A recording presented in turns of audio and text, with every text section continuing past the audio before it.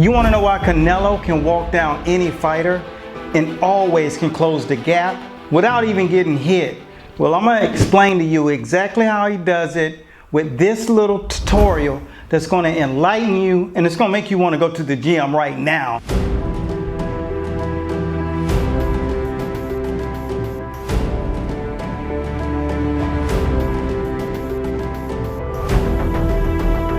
Now, this is the secrets behind walking a man down. In southpaws, you're gonna love this tutorial. Southpaws have a lot of trouble closing the gap when they fighting. You see them always fight at distance, long range, mid-range every once in a while, but for the most part, most southpaws that you see depend on that straight left. The reason why they can't close the gap is because they don't understand the footwork that it takes in the mechanics. So today I'm going to show you the footwork that a southpaw would use to close the gap on a fighter. You see below is a tutorial on this footwork. Now the footwork for closing the gap is going to teach you not only to close the gap, but to keep your head off the line at the exact same time so you don't get caught with a straight punch. A number two will knock you out if you're walking forward. So you have to learn how to move your feet and move your head off the line simultaneously, and that's what this drill is for. Southpaws, you're gonna love it. Conventional fighters, you're gonna absolutely love it. This is what we call the grunt walk, introduced by guys who have flavor in their footwork, like Jersey Joe Walcott, Dwight Muhammad Cowee, the Camden Buzzsaw, the great James Toney, and one of the top Mexican fighters of all time, Canelo Alvarez, loves utilizing this. This is how he closes the gap on each and every lone fighter that he faces without any trouble. So here's what we call the grunt walk. This technique will help you. Now, when I'm telling you, you have to learn a new mechanic. So instead of working from the balls of your feet like you're taught to in boxing, you're gonna learn how to walk heel toe. And this mechanic will help you roll, stay balanced, stay strong, and grind your opponent down.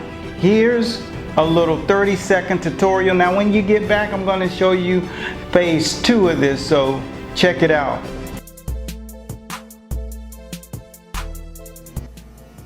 When executing the grunt walk, your objective is to keep the body moving in a fluid motion, keeping your head off the line and walking forward, delivering pressure. From that point, your objective is to do it as a unit, making sure everybody has the same algorithm. You do want to continue moving, starting heel to toe with your forward progressive walk. This will help improve the steadiness of your press as you're walking your opponent down. Hands directly in front of the face.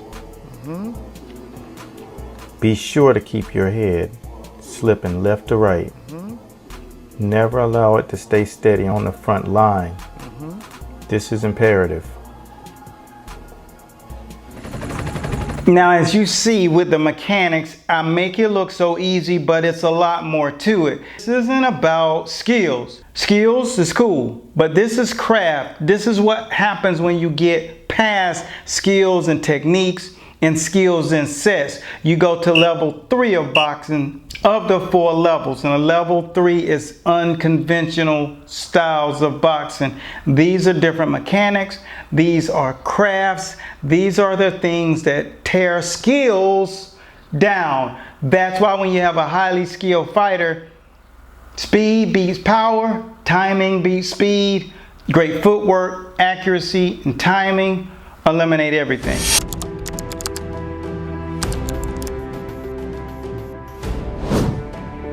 Before you used to learn to bob and weave. Now this is consistent rolling. This is a pattern. Everything is in sequence. And there's a lateral method of doing it. Forward. You don't take back steps when you're on the grunt walk because you're walking your opposition down. And what happens when you walk this guy down?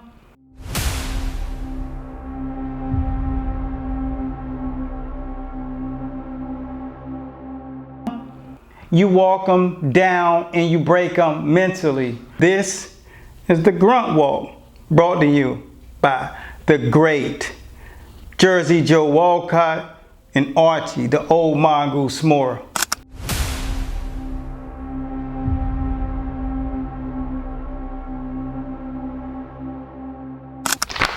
See, muscle memory is what you have to acquire in order to carry out your skills and techniques throughout a fight. This is what you do 52 weeks out of the year.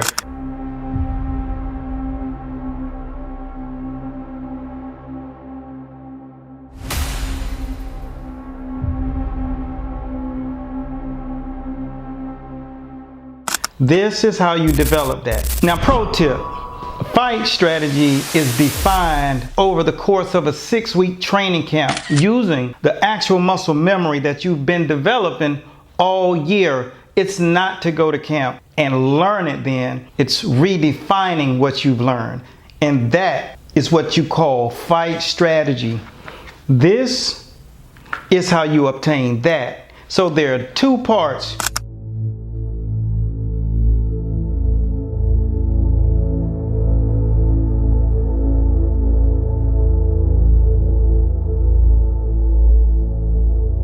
See, one actually builds the muscle memory and the other redefines your strategy and your ability to execute that inside of the boxing ring. Now, the final thing is making sure that you execute the amount of time that it takes to acquire the muscle memory. That's why you do have 52 weeks to develop. You don't try to learn new things in your camp. You do those things prior to camp. When you go into camp, you're ready to execute. That gives you the edge. If you want to define your muscle memory and have fight strategy, we'll post these links in the description of the video. Or if you're on Facebook or Instagram, you can just type the word Philly Shell. And I'm gonna keep it 100. You're not gonna learn this overnight, but you are gonna learn it right. This is great. I love this skill. I didn't know that there was that many elements to the Philly Shell. Because when people see the Philly Shell, only thing they see is rolling the shoulder. But learning all those different elements in the Philly Shell, I was very surprised that it was more than what I thought it was. Because at first I was just like them other guys. I just thought it was just a rolling shoulder. I didn't even know how to catch uppercuts until I started doing the Philly Shell and I started learning the different mechanics in the Philly Shell. Maybe 3 hours in the gym. No, it's every day, like more than 6 hours of training. I feel like it adds another element to my defense. I'm excited to see where it takes my game. Philly Shell, I thought it was awesome. My defense, confidence improved, and I learned different angles and how to block, and also how to counter too. Cool. My experience with the Philly Shell is comfort as far as draw the line and stay there and sizing up the opponent. That's my experience. That's what I liked about it. Comfortable. My defense got way better, and I also can counter. That's my experience with the Philly Shell, and I know how to get away from the right hand.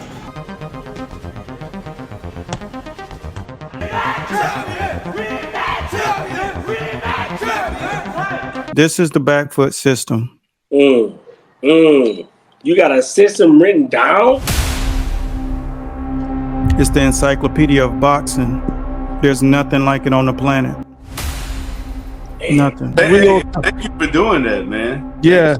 Because like we said earlier, if there wasn't guys like you that do this stuff would die. You're not gonna see Custom Model come through the door. You're not gonna see Dundee come through the door. You know what I'm saying? Like all these guys. If there wasn't guys like you that do this stuff would die.